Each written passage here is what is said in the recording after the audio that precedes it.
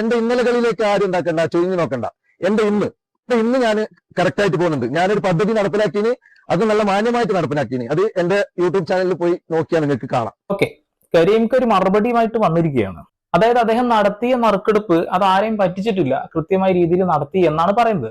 പക്ഷെ നിങ്ങൾ പറ്റിച്ചത് സർക്കാരിനെയാണ് എന്നുള്ളതാണ്, ഇവിടുത്തെ നിയമ സംവിധാനങ്ങളെയാണ് എന്നുള്ളതാണ്. അറിവില്ലായ്മ കൊണ്ട് നിങ്ങൾ ചെയ്തതാണ് എന്നാണ് ഇപ്പൊ ഈ വീഡിയോയിലൂടെ പറയുന്നത്. എന്തായാലും ഞാൻ കുറച്ച് മുമ്പ് ചെയ്തൊരു വീഡിയോ ഉണ്ട്. ആ വീഡിയോയിൽ ഒരു വോയിസും പറഞ്ഞിട്ടുണ്ടായിരുന്നു. അതായത് കരീം എന്ന് പറയുന്ന വ്യക്തി തന്നെയാണ് ഇവിടെയുള്ള ഇത്തരം കാര്യങ്ങളുടെയൊക്കെ ഒരു മാഫിയ തലവനായിട്ട് നിൽക്കുന്നത് എന്നാണ് ഒരാൾ ഈ ഒരു കാര്യത്തെ കുറിച്ചിട്ട് പറഞ്ഞിട്ടുണ്ടായിരുന്നത്. അദ്ദേഹം കൊല്ലം ജില്ലയിൽ സ്വന്തം വീട് ഈ ഒരു രീതിയിൽ നറുക്കെടുപ്പ് നടത്താൻ ഇദ്ദേഹത്തിനെ സമീപിക്കുകയും അങ്ങനെ വന്നപ്പോൾ 3 ലക്ഷം രൂപ ഇയാളെ പിടിച്ചു വെച്ച് വാങ്ങി എന്നൊരു കാര്യമാണ് ആ മനുഷ്യൻ പറഞ്ഞിട്ടുള്ളത്. അതിനെതിരെ എല്ലാമാണ് ഇപ്പൊ കരീംക എന്ന് പറയുന്ന ഈ ഒരു വ്യക്തി രംഗത്ത് വന്നിട്ടുള്ളത്. അതായത് താൻ അങ്ങനെ ഒരു ഊളത്തരം ചെയ്തിട്ടില്ല എന്നാണ് ആള് പറയുന്നത്.